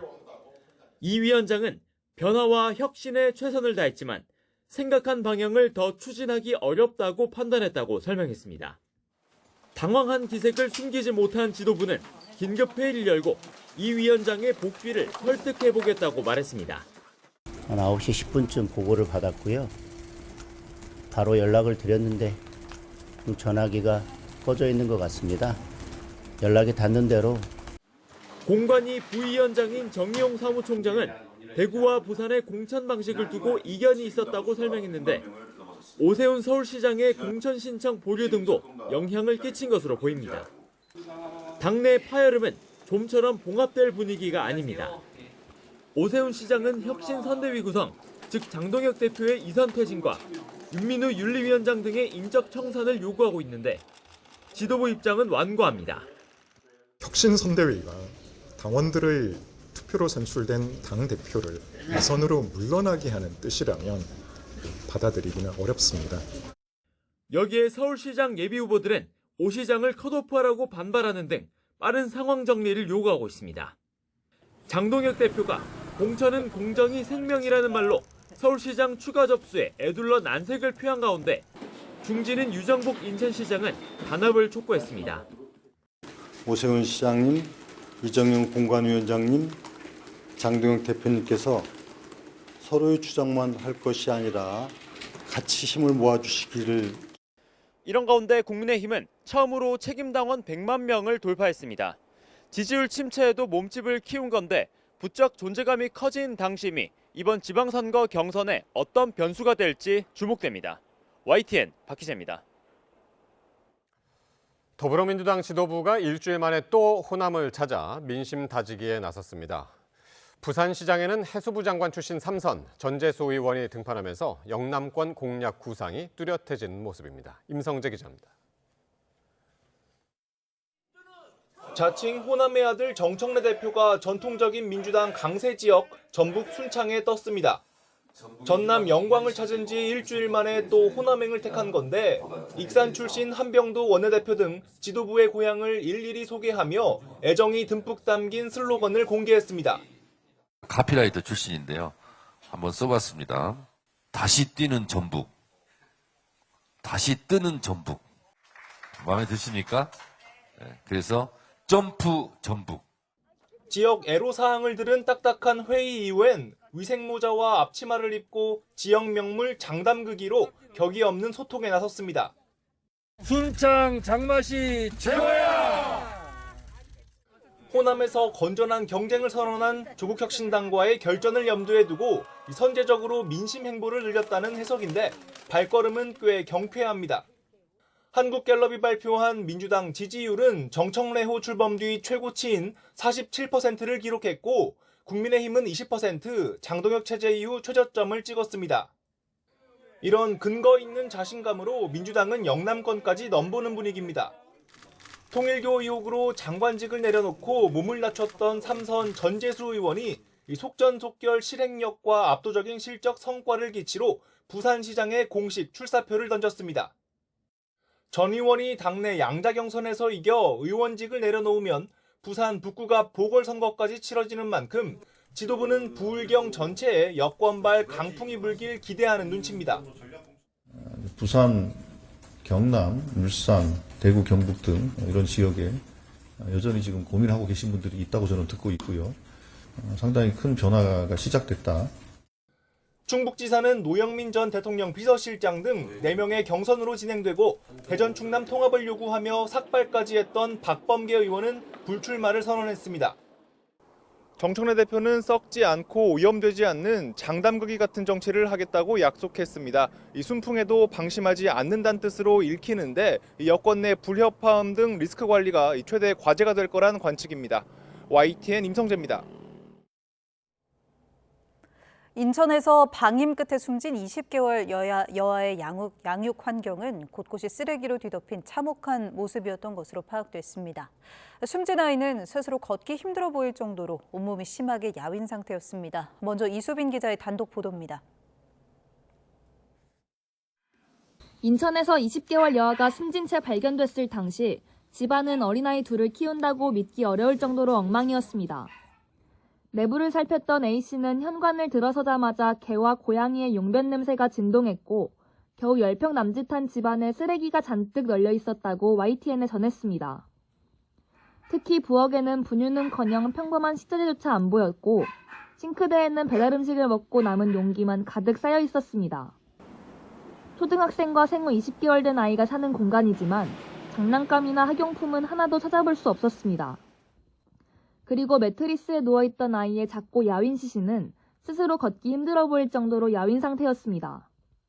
배가 고파 손가락을 빨았는지 왼손 엄지손가락엔 짓 물렀던 흔적이 발견됐습니다. A씨는 누군가 한 번만 집을 방문했다면 아이는 살았을 거라며 도저히 양육이 불가능한 환경이었다고 말했습니다. 경찰은 아이의 친모가 두 아이 양육을 모두 소홀히 했다고 보고 아동학대치사에 첫째에 대한 방임 혐의를 추가해 검찰에 넘겼습니다. 하지만 아이가 숨을 거둔 보금자리가 지나치게 열악했던 만큼 구체적인 방임 사유와 여성의 고의성 여부에 대한 추가 수사가 필요해 보입니다. YTN 이수빈입니다. 이렇게 20개월 된 딸을 방임해 숨지게 한 혐의를 받는 친모의 주변 사람들은 친모가 평소 대인관계에 어려움이 있어 보였다고 증언했습니다. 친모의 언니 역시 기초생활수급 대상자였는데 우리 사회 복지에 빈틈이 있었던 게 아니냐는 지적이 나옵니다. 이어서 이현정 기자의 단독 보도 이어갑니다.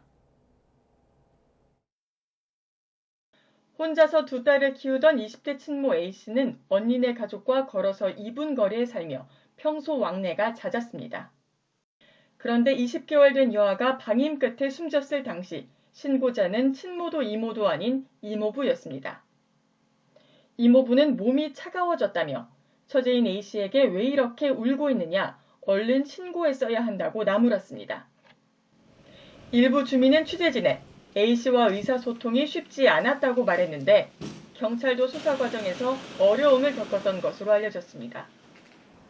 친모뿐 아니라 언니 가족도 대인관계에 이상이 있어 보였다고 이웃들은 증언했는데 언니 역시 기초생활수급 대상자였던 것으로 파악됐습니다. 수중에 5만 원밖에 없다 언급할 정도로 형편이 안 좋아 결국 소외계층을 지원하는 상조업체의 도움을 받아 숨진 아이의 장례를 치른 것으로 확인됐습니다. 구청은 지난해 2월 A씨의 가정방문 상담에서 위기 징후가 발견되지 않았고 이후 전화와 내방을 통해 꾸준히 생활 실태를 확인해 왔다는 입장입니다.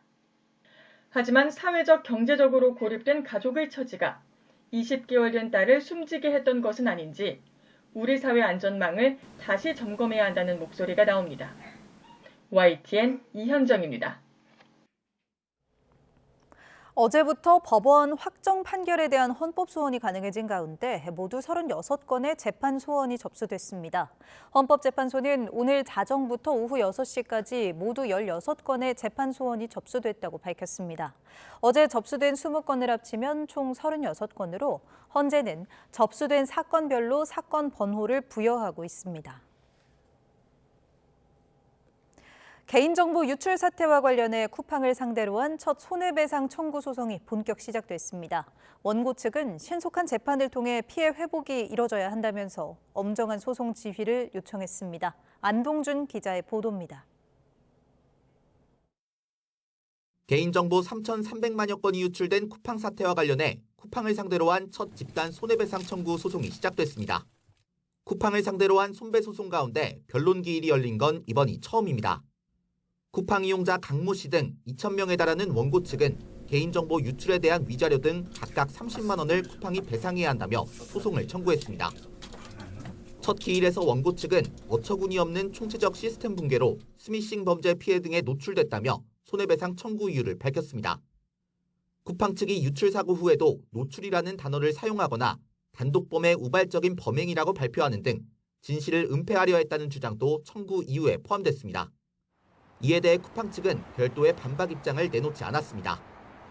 다만 개인정보보호위원회의 조사가 진행 중이고 이후 법 위반 여부를 다툴 행정소송을 마친 뒤 민사소송을 진행해야 한다는 취지로 주장했습니다. 반면 원고 측은 피해 회복을 위해 신속한 재판 진행이 필요하다고 재판부에 요청했습니다. 아직 나오지도 않은 행정소송을 가지고 그 결과가 나와야만 움직일 수 있다라고 하는 것은 정말 너무 무책임한 일이라고 생각이 들고요. 그래서 쿠팡을 상대로 한 손해배상 소송이 산발적으로 제기된 가운데 첫 소송의 진행 경과와 재판부 판단은 다른 소송에도 영향을 미칠 전망입니다. YTN 안동준입니다. 이런 가운데 헤럴드 로저스 쿠팡 한국 대표가 야간 물류 현장을 찾아 직접 새벽 배송에 참여한 것으로 확인됐습니다. 로저스 대표는 지난 12일 밤 경기도 성남 인근 물류 캠프를 방문해 배송 차량에 상품을 싣고 직원들과 함께 성남 일대 새벽 배송을 진행했고 이 과정이 인터넷 커뮤니티를 통해 알려졌습니다. 오는 21일 서울 광화문에서 열리는 BTS 공연과 관련해 경찰이 테러 발생 가능성까지 염두에 두고 총력 대응에 나섰습니다. 최근 악화된 중동 사태 등 국제 정세를 반영한 조치입니다. 배민혁 기자입니다. 최대 26만 명에 이르는 인파가 몰릴 것으로 예상되는 BTS 광화문 공연이 이제 열흘도 남지 않았습니다. 경찰은 최근 중동 사태 등으로 인한 테러 발생 가능성도 배제할 수 없는 것으로 보고 막바지 점검에 온 힘을 쏟고 있습니다. 먼저 광화문 공연장을 대형 경기장으로 생각하고 출입구 31개를 지정해 인파 유입 경로를 집중 통제합니다. 공연장 인근은 경찰 버스로 차벽을 만들어 촘촘히 틀어막고 바리케이드도 설치해 차량 돌진 사고에 대비합니다. 또 인파가 몰릴 수 있는 출입구에는 문형 금속 탐지기를 배치해 흉기와 폭발물 등 위험 물품 반입도 차단할 예정입니다. 경찰은 특히 허위 폭파 협박의 경우 경찰력을 낭비하고 행사 진행에 차질을 빚을 수 있는 만큼 구속 수사를 원칙으로 엄정 대응하겠다며 강조했습니다. 경찰은 공연 당일에는 사복 경찰관을 대거 투입해 암표 암행 단속에도 나섭니다. 서울의 상징 광화문에서 열리는 대형 공연을 앞두고 중동 사태까지 더해져 경찰이 긴장 속에 본격적인 대응에 나서는 모습입니다. YTN 배민혁입니다.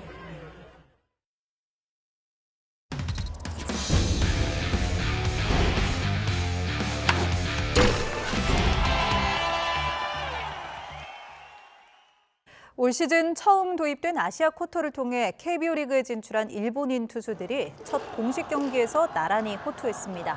SSG의 타케다는 광주에서 열린 기아와의 시범 경기에서 안타와 볼넷 없이 삼진 4개를 잡아내며 3회까지 무실점으로 막았습니다. 키움이 영입한 일본 투수 유토도 두산 타선에 안타 1개와 볼넷 3개를 허용했지만 3이닝을 무실점으로 처리하며 합격점을 받았습니다. 롯데의 쿄야마는 KT와의 경기에서 1회 초 연속 3안타를 허용하며 2실점했지만 이후 안정된 모습을 보이며 추가 실점 없이 3이닝을 막았습니다.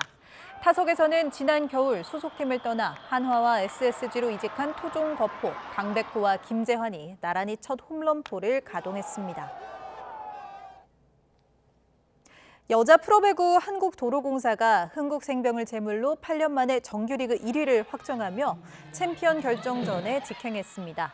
한국도로공사는 인천에서 열린 원정 경기에서 42점을 압착한 모마와 강소휘를 앞세워 흥국생명의 세트 점수 3대 0으로 승리하며 승점 69점으로 정규리그 1위를 확정했습니다.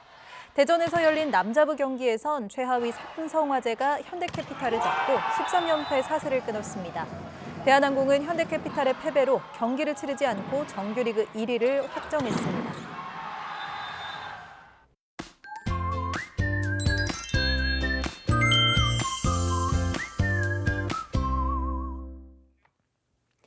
주말인 내일 아침에는 쌀쌀함이 감돌면서 남부 내륙을 중심으로는 서리가 내리겠습니다. 하지만 낮이 되면 공기가 한결 부드러워지겠는데요.